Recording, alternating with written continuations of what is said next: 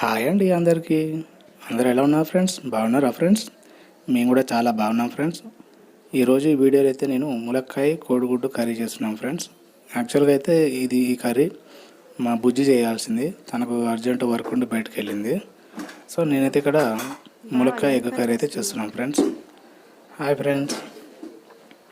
ములక్కాయ కోడిగుడ్డు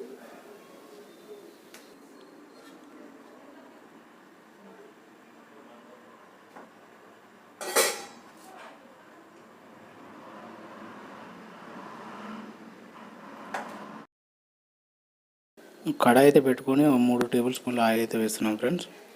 ఆయిల్ కొంచెం హీట్ అయిన తర్వాత 1 స్పూన్ జీలకర్ర ఆవాలు వేస్తున్నాను ఫ్రెండ్స్. అవి కొంచెం చిటపటమని అన్న తర్వాత కట్ చేసి పెట్టుకున్న పచ్చిమిర్చి ఒక 5-6 వేస్తున్నా ఫ్రెండ్స్. అవి కాస్త ఫ్రై అయిన తర్వాత ఇక్కడ నేను చిన్న ఉల్లిపాయలు తీసుకున్నాను. అంటే మన దేశవాళీ ఉల్లిపాయలు అంటారు. వీటిని కట్ చేయకుండా అలానే వేస్తున్నాను. అలా వేయడం వల్ల చాలా టేస్ట్ ఉంటుంది ఫ్రెండ్స్. మనం తినేటప్పుడు కూడా చాలా టేస్ట్ కొడుతుంది. తినేటప్పుడు కూడా చాలా టేస్ట్ అనిపిస్తుంది. అందుకే కట్ చేయకుండా అలానే వేస్తున్నాను. అవి కూడా కొంచెం దూరగా ఫ్రై అయిన తర్వాత 1/2 స్పూన్ అల్లం వెల్లుల్లి పేస్ట్ వేస్తున్నాను. ఈ అల్లం వెల్లుల్లి పేస్ట్ కూడా కొంచెం దూరగా ఫ్రై అయిన తర్వాత ఇప్పుడైతే 1/2 స్పూన్ పసుపు వేస్తున్నాం ఫ్రెండ్స్. 1/2 స్పూన్ పసుపు వేసి ఒకసారి పైన అలా కలుపుతున్నాము.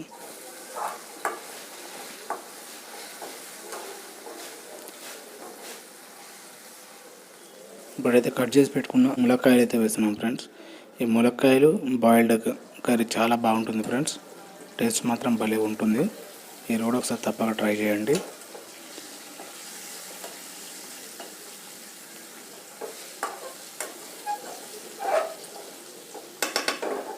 ఒక 5-6 టమాటాలను చిన్నగా కట్ చేసి వేస్తున్నాను.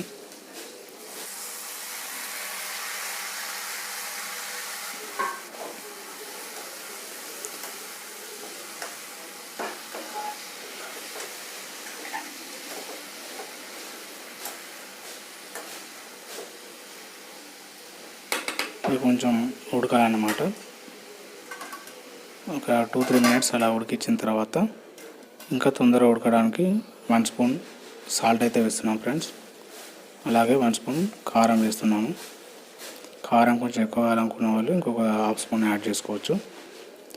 ఇదంతా ఈ కారం ఉప్పు ఈ ములక్కాయలకు ఉల్లిగడ్డలకు కలిసేటట్టు బాగా కలుపుకోవాలి. తర్వాత ఒక 1/2 లీటర్ వాటర్ అయితే వేస్తున్నాను.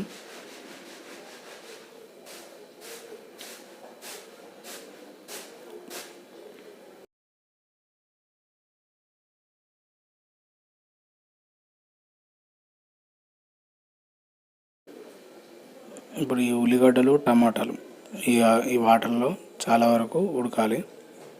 అలా ఉడికితేనే వాటిలో ఉన్న ఫ్లేవర్స్ అనేటివి రిలీజ్ అవుతాయి. టేస్ట్ బాగా వస్తుంది. సో ఇప్పుడు దాదాపు ఇవి ఉడికిపోయినాయి. ఇప్పుడు బాయిల్ చేసిన ఎగ్స్ అయితే ఇందులో యాడ్ చేస్తున్నాం ఫ్రెండ్స్.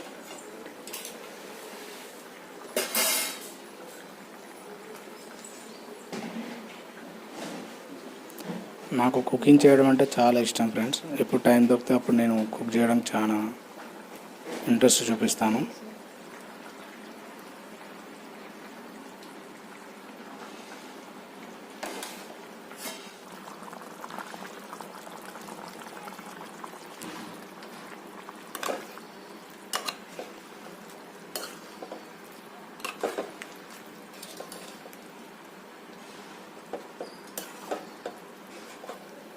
మరొక 2 నిమిషాలు అలా కుక్ చేసిన తర్వాత 1 స్పూన్ ధనియాల పొడి, 1/2 స్పూన్ జీలకర్ర మెంతుల పొడి, ఒక చిటికెడు గరం మసాలా వేస్తున్నాం ఫ్రెండ్స్. తర్వాత తరిగి పెట్టుకున్న కొత్తిమీర పుదీనా వేసేసి స్టవ్ ఆఫ్ చేసేస్తున్నాం ఫ్రెండ్స్. అంతే, ఎంతో టేస్టీగా ఉండే ములక్కాడ కోడిగుడ్డు కర్రీ రెడీ అయింది ఫ్రెండ్స్.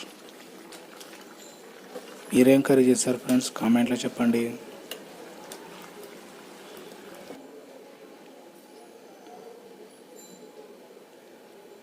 Okay friends, bye.